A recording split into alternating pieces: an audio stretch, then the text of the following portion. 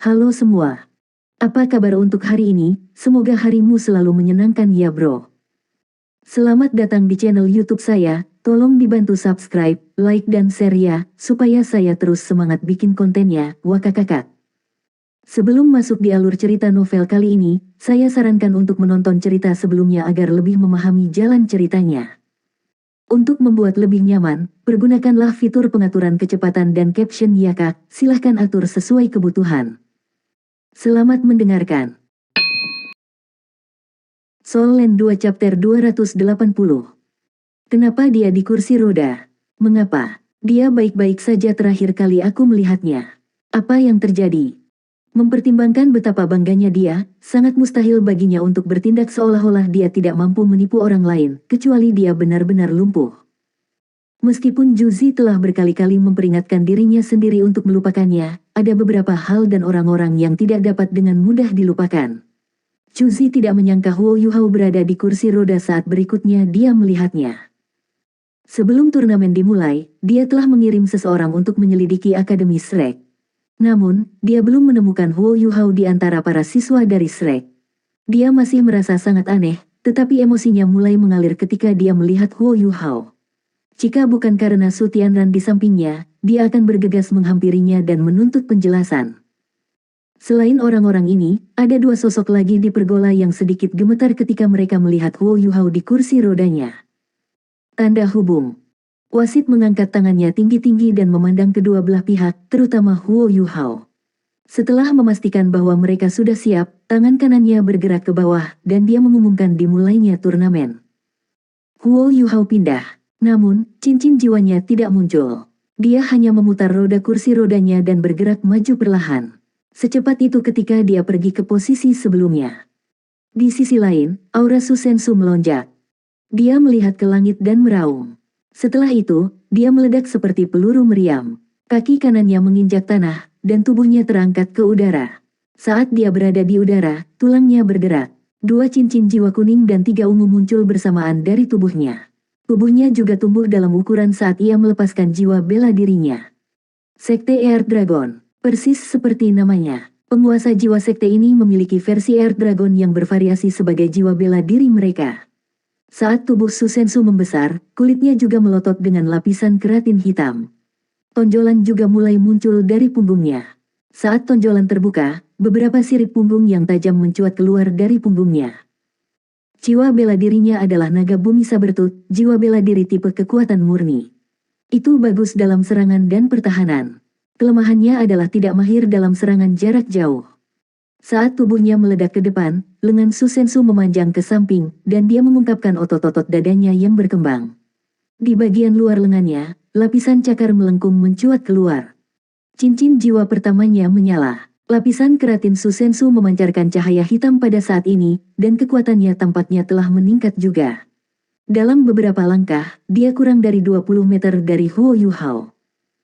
Hanya ada satu pemikiran di benak semua orang saat ini, mereka percaya dia tidak harus begitu kejam terhadap orang cacat.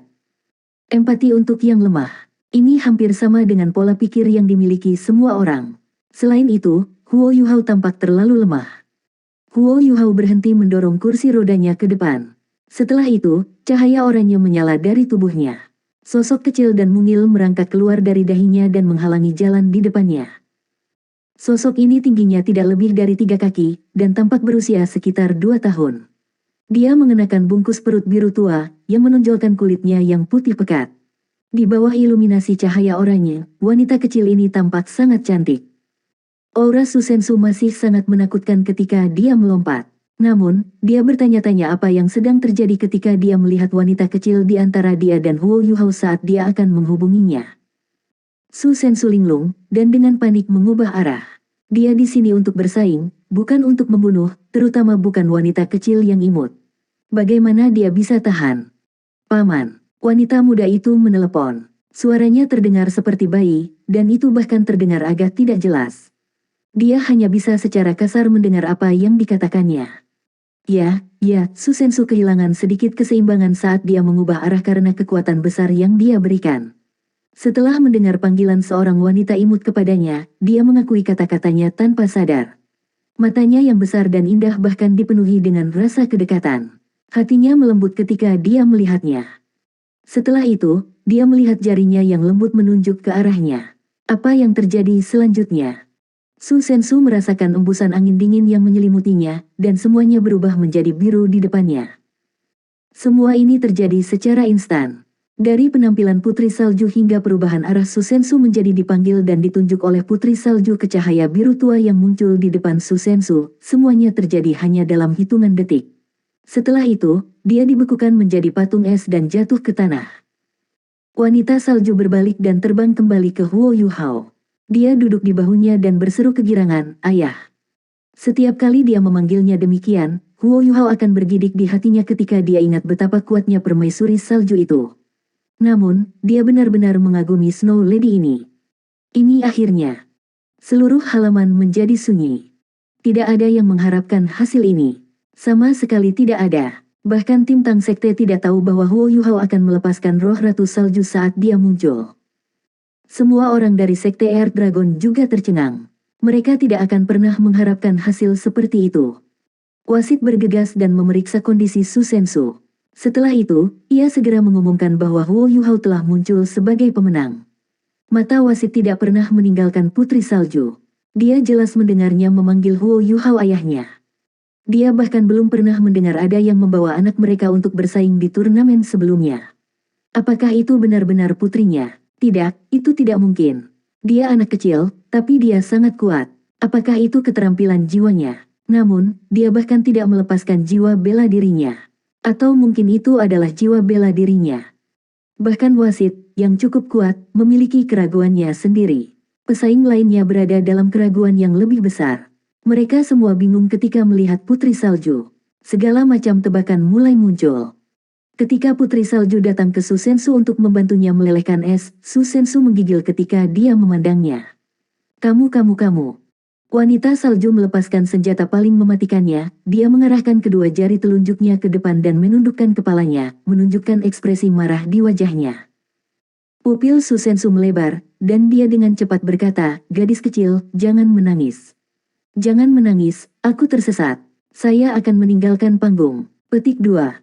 Saat dia berbicara, dia mulai meninggalkan panggung dengan semangat rendah. Setelah berjalan melewati Huo Yuhao, dia menatapnya dengan marah dan berkata, "Kamu terlalu tercela. Bagaimana Anda bisa membawa anak untuk bersaing? Apakah kamu tidak takut menyakitinya?" Petik 2. Huo Yuhao sedikit tidak berdaya, "Terima kasih atas pengingat Anda. Saya akan menjaganya tetap aman." "Oh, kamu pria yang baik." Petik 2. "Kamu tidak harus memainkan kartu ini." Su Sensu dengan cepat keluar dari panggung. Kemenangan. Pria di kursi roda itu benar-benar menang. Dari kelihatannya, dia juga tidak melakukan apa-apa. Namun, dari mana wanita muda itu berasal?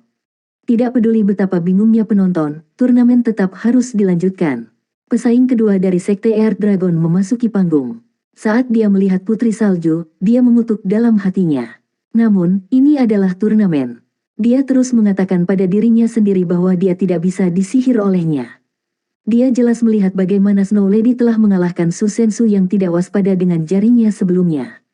Dia jauh lebih dari sekadar imut di permukaan. Kedua belah pihak mengatur jarak satu sama lain. Ketika tangan wasit mengayun ke bawah, pertarungan kedua secara resmi dimulai. Anggota yang bersaing kedua disebut Feng Jue. Jiwa bela dirinya juga merupakan tipe Air Dragon, tapi itu bukan tipe kekuatan, itu tipe agility. Ini juga merupakan keputusan yang dibuat oleh Sekte Air Dragon setelah mereka melihat pertarungan antara Huo Yuhao dan Su Sensu. Putri Salju terlalu manis, dan sulit bagi mereka untuk meletakkan tangan di atasnya.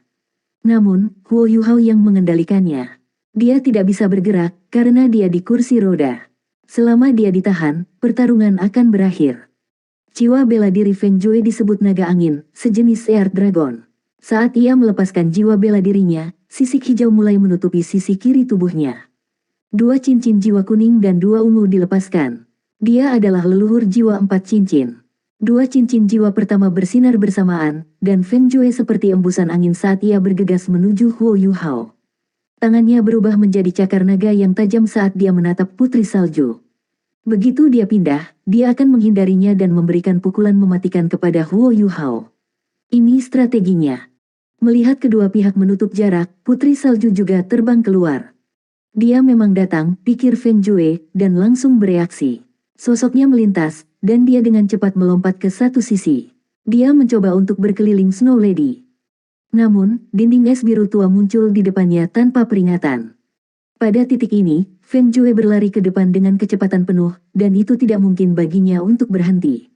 Dia menyusut tubuhnya dengan panik dan meraih ke depan dengan cakar naganya saat dia bersiap untuk tabrakan. Para penonton yang menonton dari samping dapat dengan jelas melihat bahwa dinding es dilepaskan oleh Putri Salju. Dia meniru tindakan memegang bulan, dan dinding es setinggi 3 meter dan 1 meter muncul entah dari mana untuk memblokir Feng Jue. Itu sebenarnya setebal 1 meter. Dan itu es yang terbentuk dari Ultimate Ice juga, jauh lebih keras daripada baja yang diperkuat. Jika dia bertabrakan dengan itu. Bang! Feng Jue menabrak dinding saat ia meledak ke depan dengan kecepatan penuh. Cakar naganya benar-benar tajam dan berhasil menembus dinding, tetapi tubuhnya juga menempel di sana. Putri Salju tertawa dan menunjuk dengan jari kanannya. Garis cahaya biru tua lainnya muncul dan mengakhiri pertarungan kedua. Dua pertarungan pertama sangat mudah, dan dua anggota pertama Sekte Earth Dragon telah dikalahkan. Ekspresi anggota lainnya sangat berubah. Tidak hanya ada orang cacat, tetapi Sekte Tang telah menggunakan orang cacat untuk memenangkan dua perkelahian berturut-turut. Bagaimana bumi Sekte akan mengatasi perkelahian yang akan datang? Hal yang paling menyedihkan adalah bahwa mereka tidak dapat mengubah anggota yang bersaing mereka begitu mereka memasuki ruang tunggu. Beberapa yang tersisa hanya bisa menonton, dan tidak bisa melakukan apapun untuk mengubah kenyataan. Anggota yang bersaing ketiga dari Earth Dragon Sekte tidak bertahan lebih lama dari dua anggota pertama. Begitu dia masuk, dia meledak menuju Huo Yuhao dan Putri Salju seperti dua yang pertama.